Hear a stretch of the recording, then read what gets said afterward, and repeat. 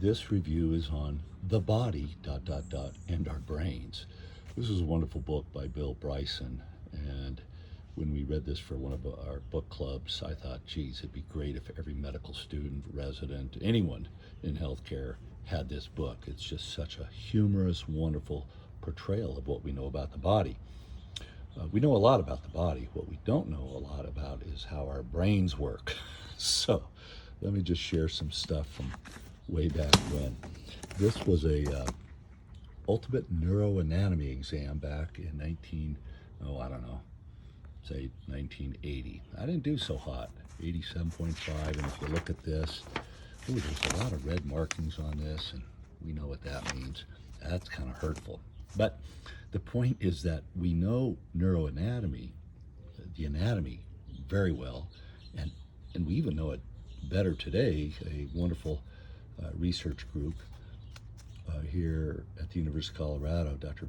Spitzer, has done the, I forget what they call it, the Human Body Project, but the way of imaging, and our kids got to participate in that, the way of imaging the body is just fascinating. So we know what it looks like. We know what our brains, the neuroanatomy, looks like on imaging, but we do not understand how it works. Here's a little thing on memory, a letter I wrote to my dad in July of '81. Dear Dad, it's amazing how much medicine I've forgotten in 12 short weeks. EKGs look like Chinese after my stints in pediatrics and psych. Anyway, I'm back at it and enjoying myself.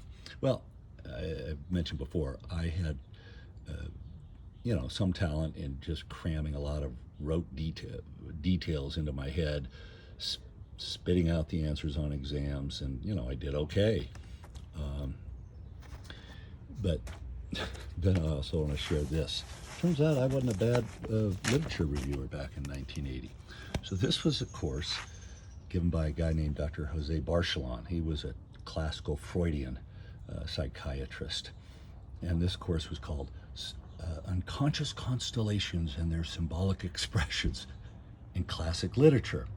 So in this book, we were reviewing Dickens' Great Expectations. And look at me, I say subconscious manifestations and great expectations.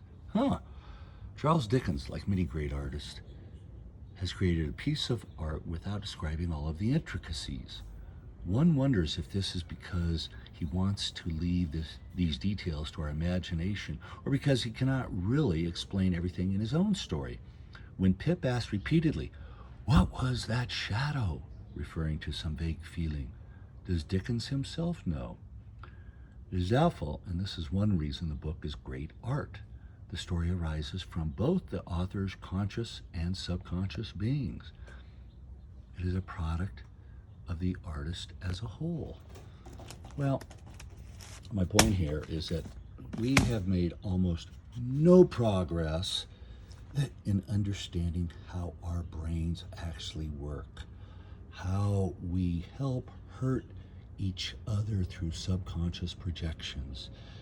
All we know is what every psychologist or psychiatrist know, is that all of us human beings are projecting our stuff, our inner hurts, our inner anxieties, our inner this, stuff that we were born with, onto others. That's as far as we've come. There is absolutely nothing new. If I get my license back in medicine, because I've been gaslit out of the profession by my own profession, I'll make sure that every medical student I know has this wonderful book. The educational industrial complex has it, so that now we have to just study so many different things that we never use in our own professions. But for anyone interested in how the body really works, this is a classic.